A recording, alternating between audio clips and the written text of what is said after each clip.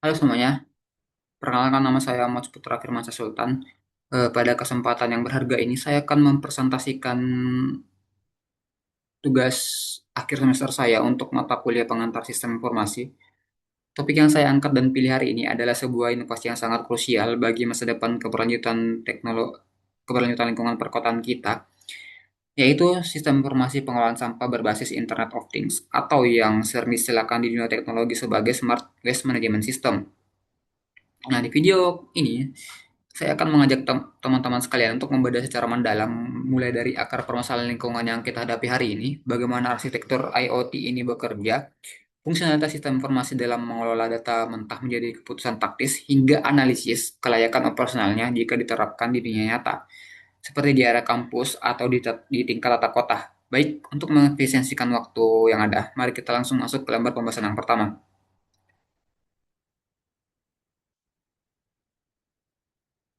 Nah, rekan-rekan sekalian, sebelum kita menyelami aspek teknis dari teknologi yang canggih, kita wajib meletakkan fondasi berpikir kita pada sebuah pertanyaan mendasar. Mengapa sistem konvensional yang kita miliki saat ini itu harus diubah? Apa yang salah dengan manajemen sampah kita sekarang? Jika kita mengamati dinamika di sekitar kita, baik di lingkungan domestik ke perkampungan, area komersial, maupun di fasilitas publik seperti kampus, sistem pengolahan sampah yang berjalan saat ini sangat tradisional dan bersifat analog. Metode yang digunakan selama berdekade-dekade ini mengandalkan jadwal pengangkutan yang kaku dan statis. Sebagai contoh, petugas kebersihan beserta armada truk pengangkut sampah diinstruksikan untuk berpatroli mengelilingi seluruh area searah jarum jam pada jam-jam yang mati yang sudah ditentukan. Katakanlah pada pukul 8 pagi dan jam 16 sore. Secara sekilas, penjadwalan ini terlihat sangat rapi, terstruktur, dan seolah-olah tidak ada masalah. Namun, jika kita membedah dan menganalisis fenomena ini secara mendalam, pendekatan konvensional seperti ini sebenarnya menyimpan inefisiensi yang sangat besar. Pendekatan ini itu tidak mempertimbangkan fluktuasi produksi sampah yang terjadi secara dinamis di lapangan, sehingga itu memicu rantai masalah sistemik yang merugikan banyak pihak.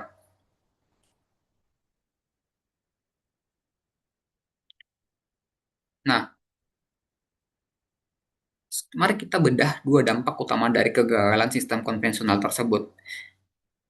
Masalah besar yang pertama diistilahkan sebagai empty runs atau dalam bahasa mudahnya adalah penjadwalan buta. Fenomena ini terjadi ketika petugas kebersihan tetap harus mendatangi suatu titik penampungan sampah yang tertentu hanya karena jarum jam sudah menunjukkan waktu kerja mereka. Padahal pada realitasnya, tempat sampah di titik-titik tersebut mungkin baru terisi sepenuh 10 atau 20% saja. Misalnya di area gedung laboratorium yang sedang sepi aktivitas. Ketika petugas mengosongkan tempat sampah yang hampir kosong, terjadi pemborosan yang berlapis-lapis. Waktu kerja petugas terbuang sia-sia, energi fisik mereka terkuras atau untuk rute yang tidak mendesak. Dan yang paling parah adalah pemborosan finansial akibat konsumsi bahan bakar minyak atau BBM dari armada truk sampah yang terus menyala sepanjang rute kosong tersebut. Sebaliknya, masalah besar yang kedua adalah overfilling atau penumpukan sampah yang meluap di luar kapasitas kontrol. Di titik-titik yang memiliki densitas atau tingkat keramaian tinggi seperti area kantin kampus pada jam istirahat makan siang atau dekat aula saat ada acara besar, tempat sampah bisa penuh total hanya dalam waktu kurun 1 jam saja, atau mungkin 30 menit. Intinya, itu akan penuh dalam waktu sangat sangat singkat. Nah, karena jadwal kedatangan petugas berikutnya masih berjarak beberapa jam, bau menyengat, beberapa jam lagi, sampah itu akhirnya meluap ke lantai, membusuk di bawah terik matahari, menghasilkan bau menyengat dan mengganggu kenyamanan, serta menjadi sarang penyakit dan lalat. Dua masalah yang bertolak belakangan ini, di satu sisi ada tempat sampah yang kosong melompong dikunjungi, di sisi lain ada tempat sampah yang meluap dibiarkan diluap memberi diluap yang meluap dibiarkan. Ini itu membuktikan secara mutlak bahwa kita membutuhkan sebuah lompatan teknologi. Kita memerlukan sistem informasi cerdas yang bergerak responsif berdasarkan data volume real di lapangan bukan berdasarkan asumsi atau jadwal jam mati yang kaku.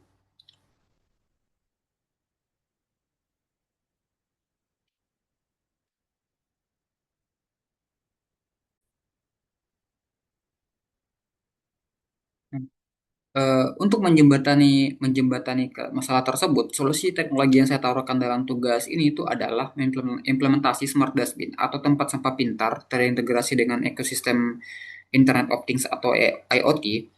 Mungkin ketika mendengar istilah Internet of Things, sebagian orang mungkin akan langsung membayangkan infrastruktur yang sangat rumit, mahal, dan sulit untuk dioperasikan.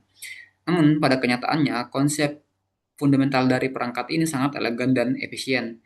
Inti dari modifikasi tempat sampah konvensional ini menjadi perangkat pintar ini terletak pada pemasangan satu komponen elektronik kecil di bagian dalam penutupnya, yaitu sensor ultrasonik seperti modul HCSR04 yang sangat efisien. Nah, untuk cara kerjanya sendiri, sensor ini bekerja, kita bisa bagaimana sensor ini bekerja? Kita bisa menganalogikannya persis seperti kemampuan ekolokasi pada hewan kelelawar atau atau sistem sonar pada kapal selam. Sistem ultrasonik ini itu secara berkala akan memancarkan gelombang suara frekuensi tinggi ke arah bawah menuju dasar tong sampah. Gelombang suara tersebut akan merambat di udara, menabrak permukaan tumpukan sampah yang ada di dalam, lalu memantul kembali ke atas.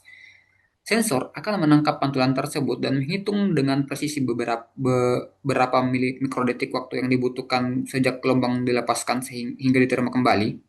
Karena kecepatan merambat suara di udara adalah konstan, mikroprosesor di dalam tong sampah dapat langsung mengonversi data dan waktu tersebut menjadi data jarak linear.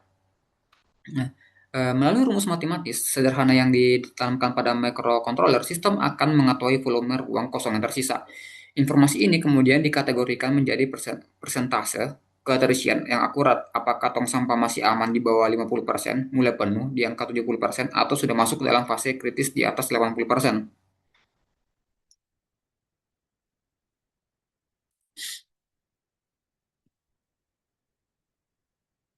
Nah, setelah kita memahami bagaimana data volume sampah tersebut diproduksi oleh sensor, pertanyaan selanjutnya datang pertanyaan selanjutnya dari sudut pandang pengantar sistem informasi adalah bagaimana data mentah di ujung fisik tersebut dapat mengalir dengan aman hingga sampai ke tangan pengambil keputusan. Untuk menjawab hal itu, mari kita bedah arsitektur aliran datanya yang terbagi menjadi tiga tahap struktural. Nah, tahap yang pertama adalah tahap input atau data acquisition. Nah, di tahap paling awal ini, sensor ultrasonik bertindak sebagai panca indera digital yang mengumpulkan data volume untuk memperkaya fungsionalitasnya. Kita bahkan mengintegrasikan sensor sekunder seperti sensor gas MQ135. Sensor gas ini berfungsi mendeteksi kadar gas amonia atau hidrogen sulfida yang menjadi indikator tingkat kebusukan sampah organik di dalam tong tersebut. Jadi, sistem tidak hanya tahu seberapa penuh sampah tersebut, tapi juga tahu seberapa bau sampah itu. Nah, tahap yang kedua di sini itu adalah tahap transmisi atau kita sebut sebagai network layer. Data mentah yang telah ditangkap oleh sensor kemudian diproses oleh microcontroller kompak seperti ESP32 atau Node MCU. Karena tempat sampah diletakkan di berbagai sudut luar ruangan yang luas, penggunaan jaringan WiFi konvensional seringkali tidak efisien karena boros baterai dan jarak pancarnya pendek.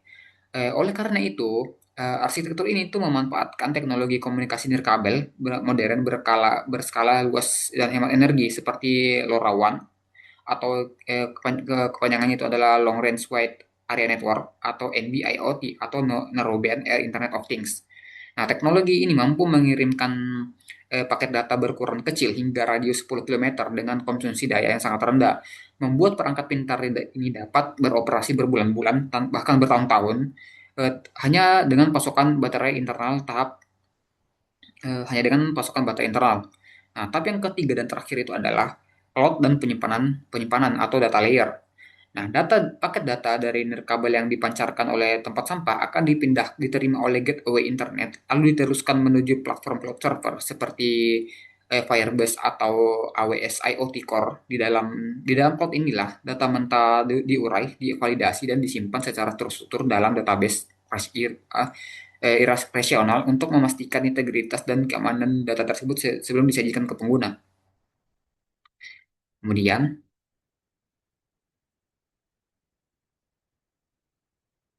nah, data volume dan tingkat kebusukan sampah yang menumpuk di dalam database cloud tidak akan memiliki nilai guna jika tidak diolah menjadi sistem informasi yang bermakna bagi manusia.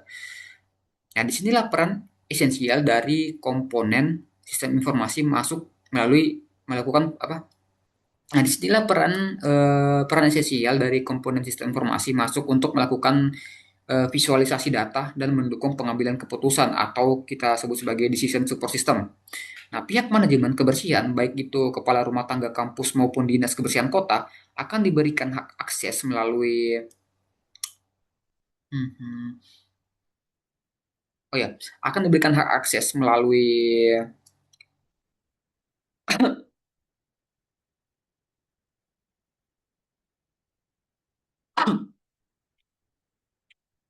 Memang tadi.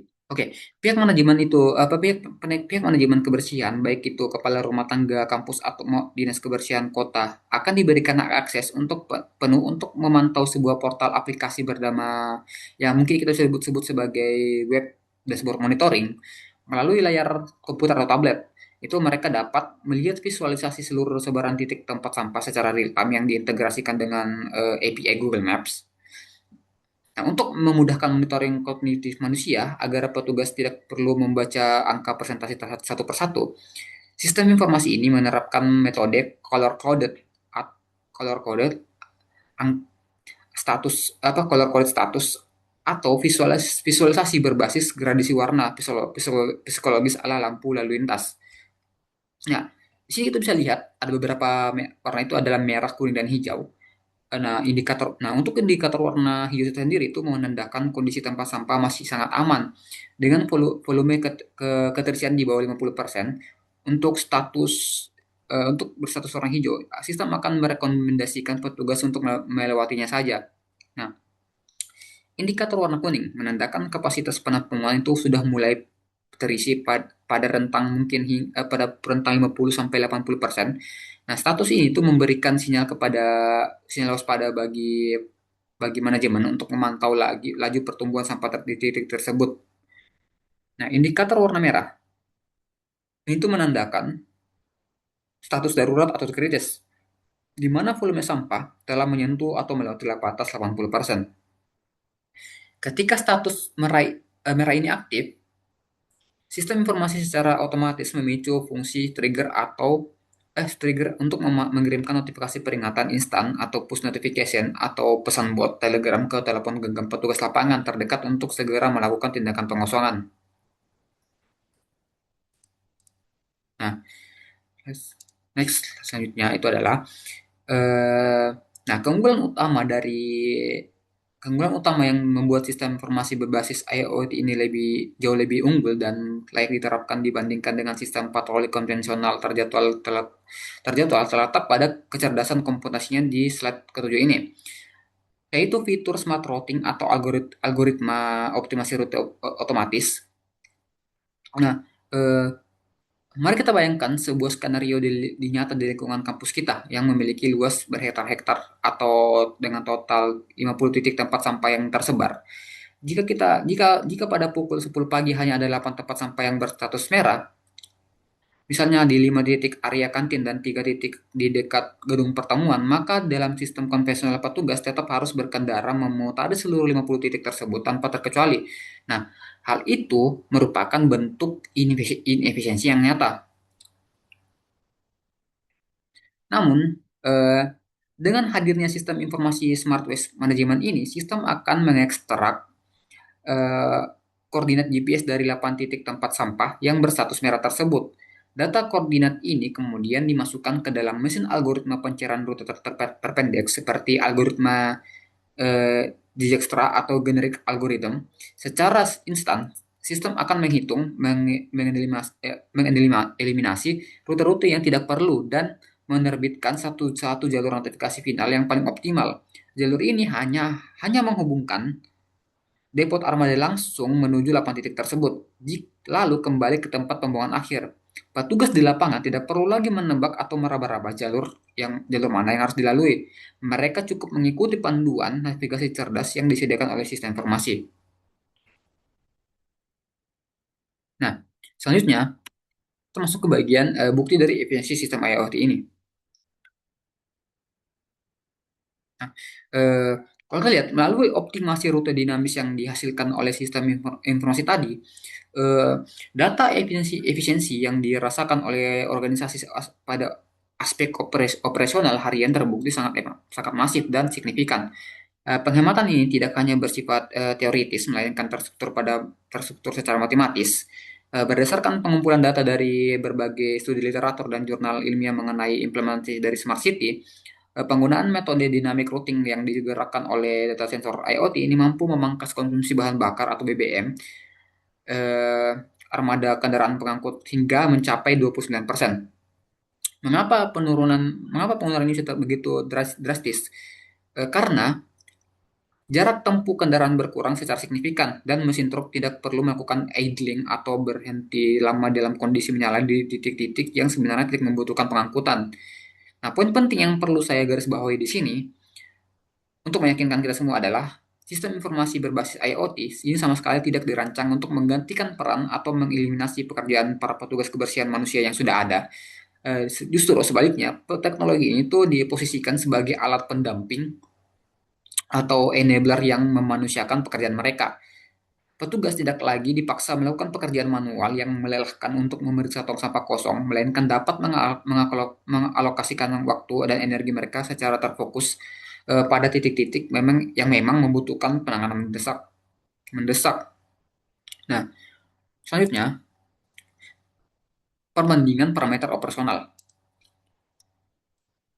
Nah, untuk memperkuat argumen kelayakan dari proyek sistem informasi ini, mari kita cermati bersama sajian data statistik pada grafik batang di layar presentasi saya saat ini. Bisa kita lihat di sini.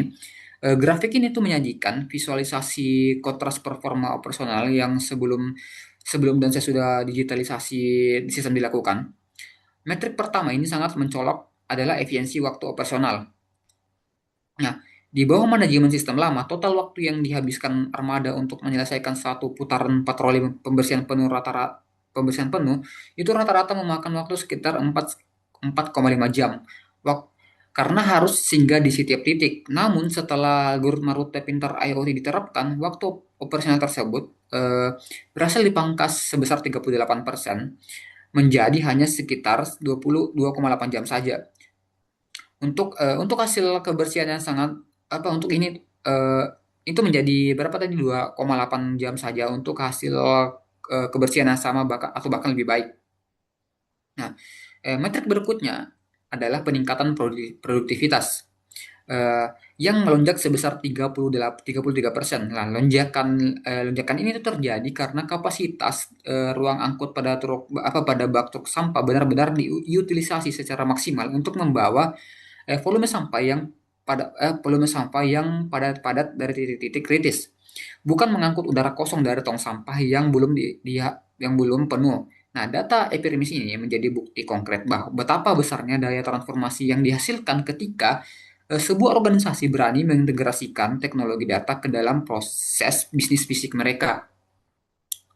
Selanjutnya, keunggulan utama dari sistem. Nah, bila kita tarik perspektif kita ke arah yang lebih luas, implikasi positif dari implementasi sistem informasi pengelolaan sampah berbasis IoT ini tidak saja menguntungkan pihak manajemen internal, melainkan memberikan kontribusi nyata pada tiga pilar utama pembangunan berkelanjutan atau sustainability pillars, yaitu ekologi, ekonomi, dan sosial. Nah, pilar pertama adalah ekologi atau perlindungan lingkungan. Nah, dengan terhindarinya fenomena sampah meluap atau overfilling, kita secara langsung mengeliminasi risiko pencemaran tanah dan air akibat rembesan air lindi. Nah, selain itu, penekanan emisi gas gas buang karbon dioksida dari truk sampah akibat rute yang lebih pendek ini berkontribusi positif dalam skala eh, berkontribusi dalam dalam menekan jejak karbon atau carbon footprint organisasi kita. Nah, pilar yang kedua adalah ekonomi. Penghematan anggaran belanja daerah atau anggaran operasional internal kampus untuk pembelian bahan bakar minyak, biaya perawatan mesin, biaya perawatan mesin kendaraan, serta efisiensi upah lembur petugas dapat dialokasikan kembali untuk mendanai program-program strategis lainnya yang bernilai lebih tinggi. Nah, pilar yang ketiga dan terakhir itu adalah dan tidak kalah penting adalah sosial dan kesehatan masyarakat. Nah, kebersihan adalah cermin dari peradaban kualitas hidup. Dengan terciptanya lingkungan yang bebas dari tumpukan sampah yang membusuk, keindahan estetika visual kawasan kawasan akan terjaga, kenyamanan fisiologis masyarakat dalam beraktivitas akan meningkat, dan yang paling utama adalah meminimalisir risiko penyebaran faktor penyakit seperti demam berdarah, diare maupun infeksi saluran pernafasan.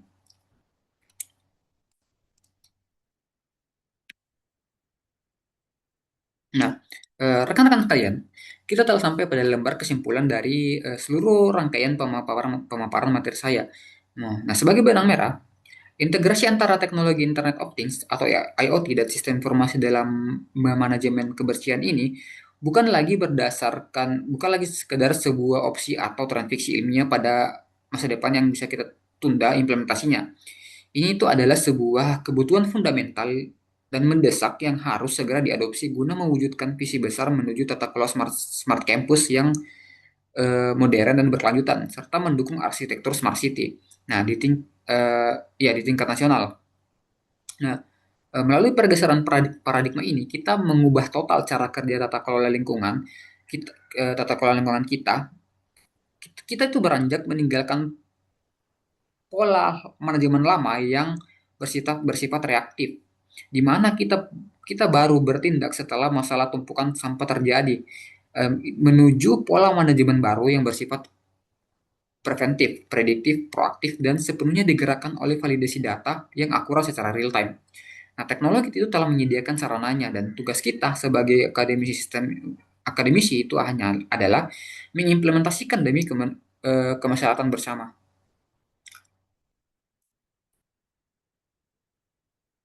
Nah, mungkin itu saja penjelasan langsung dari pemaparan komprehensif dari saya mengenai perancangan sistem informasi pengolahan sampah berbasis IoT. Nah, saya sangat berharap materi yang saya sampaikan dapat memberikan perspektif baru, wawasan yang bermanfaat, serta memenuhi seluruh kriteria indikator penilaian yang telah ditetapkan. Saya sendiri itu menyadari sepenuhnya bahwa dalam penyampaian video ini saya masih terdapat kekurangan maupun kekeliruan kata. Oleh karena itu saya memohon maaf sebesar-besarnya atas segala kekurangan tersebut. Terima kasih yang mendalam atas perhatian dan waktu dan bimbingan telah diberikan oleh Bapak dosen pengampus selama ini. Eh, serta serta perhatian dari rekan-rekan mahasiswa sekalian yang menyaksikan video ini. Akhir kata dari saya, eh, selamat eh, selamat sore. Salam sejahtera untuk kita semua, tetap jaga kesehatan dan sampai jumpa lagi.